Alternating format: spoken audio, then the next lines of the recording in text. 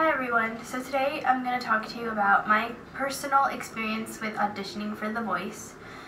Just a disclaimer, no, I did not make it past the second round, and I'm just going to go a little bit more into depth on what I thought about it, what I did to audition, and some tips and advice.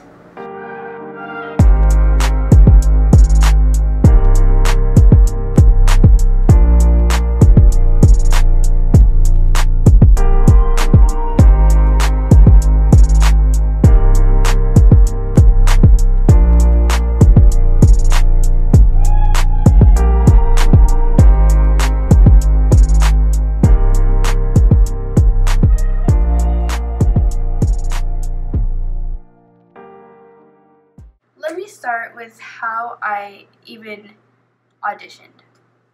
So there was this one day, I don't know, I think Virgos were having just an overall good day that day because my productivity levels were like, and how I did it was through their online submission process.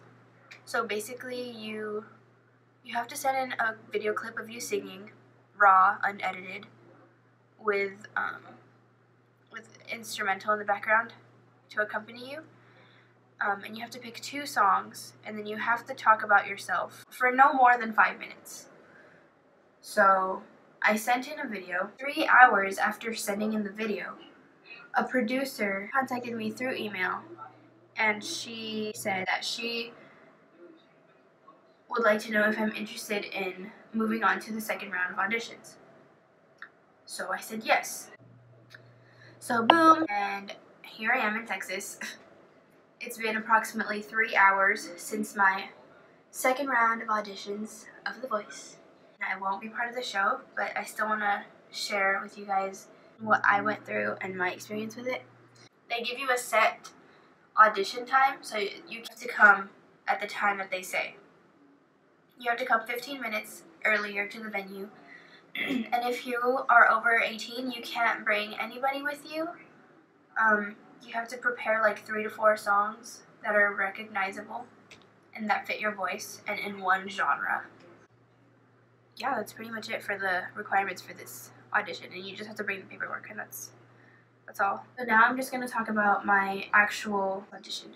First of all, right when I walked into this venue, I already knew that I was not like these people. She was different. Not really in a sense of like I'm better than them, but like they just fit The Voice's standards more than I did from what I saw. Which was pretty clear from how I don't know, how they were just carrying themselves, how they looked. They fit that mold, and that wasn't me. So everybody was wearing like similar things, like black and white, like very basic colors. Yeah, they were just basic outfits. I was already getting an uneasy vibe because of how out of place I felt. So then you go into the venue, and the security guard tells you to go into a room, and then you go into that room, you give the producer or whoever it is that's in the room your paperwork, and then you sit in the same room. So then I waited there for 20-30 minutes, and then they called me. Finally, it was my turn. So they take you down to a hallway. You wait a little bit more until it really is your turn. And while I was waiting there, I had the chance to converse with some of the other contestants.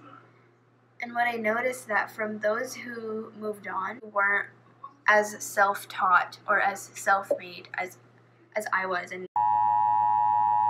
artists who were self-made, who really started from the bottom. Ooh, close the door, close the door, close the door. It's like a bastard. City.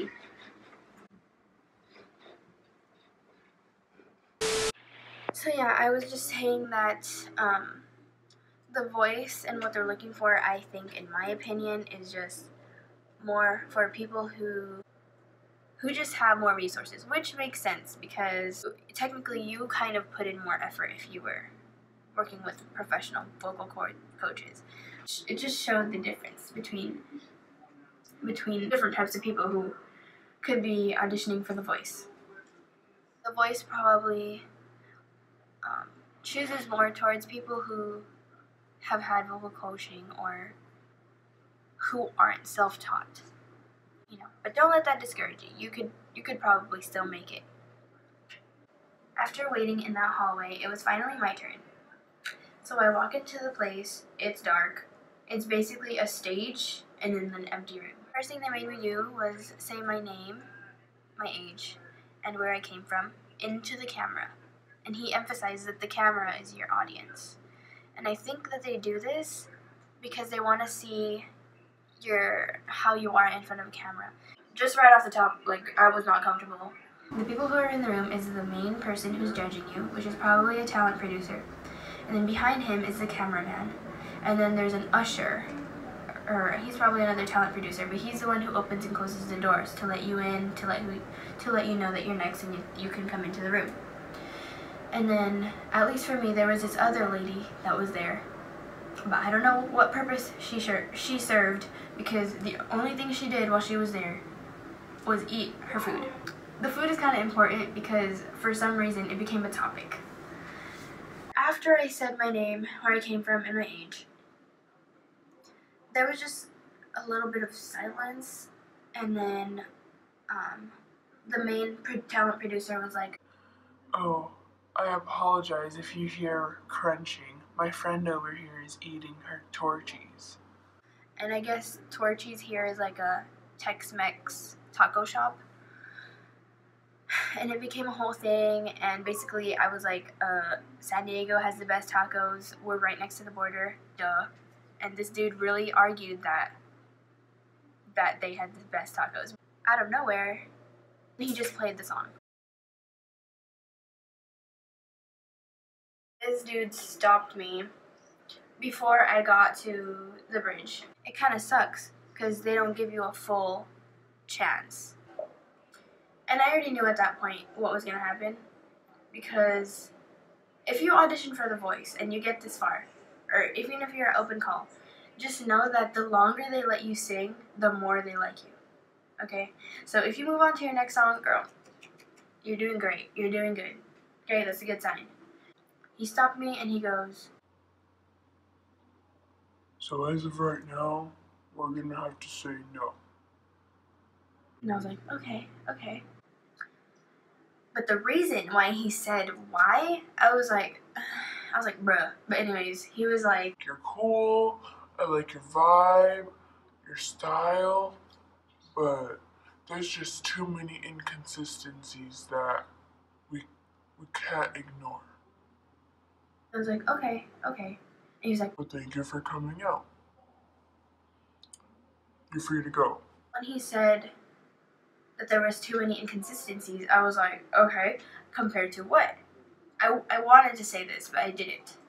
I wanted to say, what was I not consistent with? Like, what was the base of comparison? One, you didn't even let me finish my song, and two, you see the blinds for this season, and you see them putting their own flair.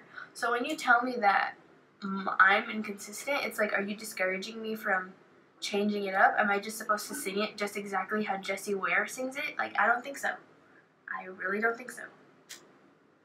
Period. As I was walking out, I go, okay, is there anything else?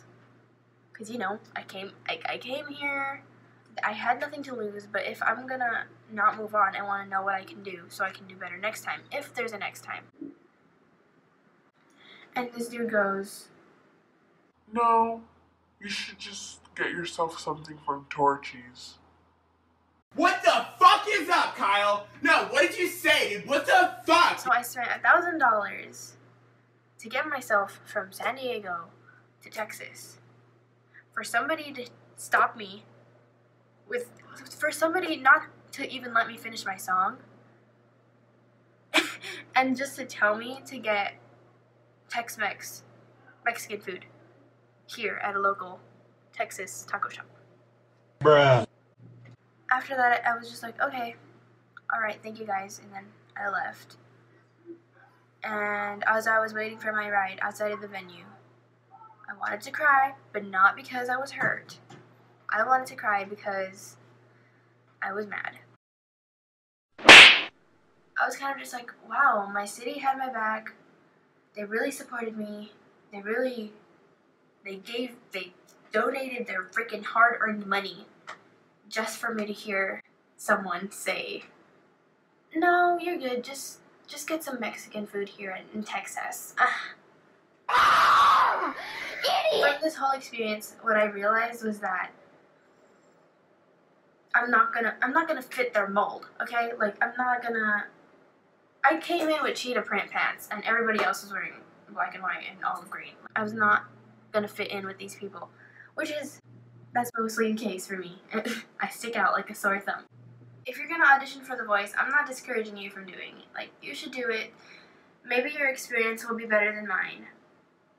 But just remember that maybe you're too different, maybe you're too unique, and that's not a bad thing. And from this whole thing, I just realized, like, it shouldn't make me feel so crappy to be unique. And the biggest lesson I learned is that I didn't need their validation. I didn't need the instant gratification that one guy could give me. Long story short, I was never about to fit in that mold that The Voice was gonna try to squish me in. Like, it's just not gonna happen.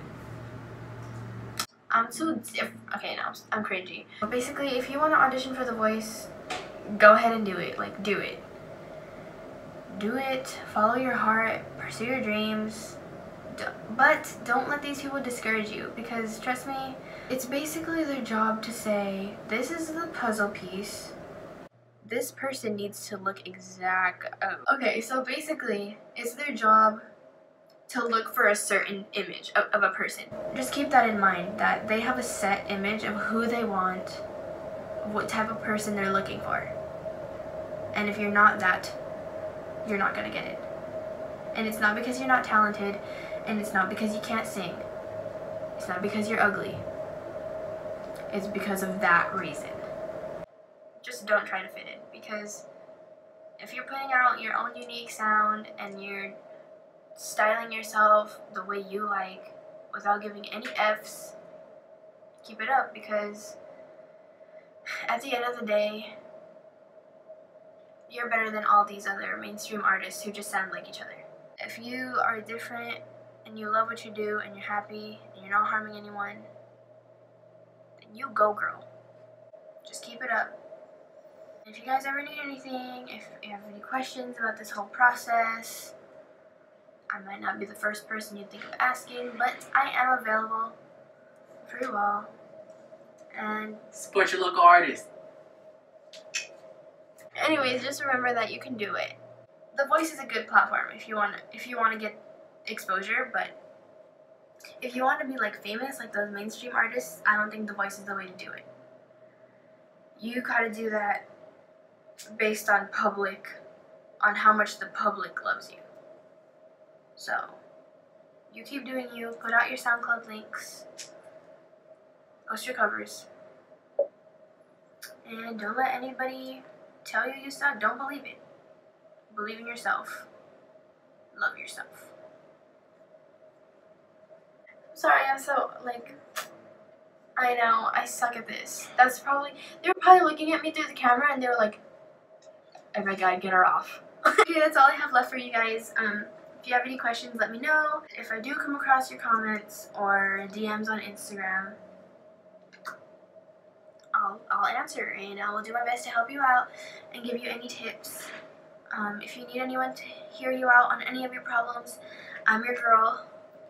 I will absorb your problems and make them my own. Go ahead and follow me on my social medias. They're linked down below. Twitter and IG are @_CarlaMay. 2 A's at the end, 2 E's at the end. That's all I have left to say. Thank you guys. Love you guys. Bye.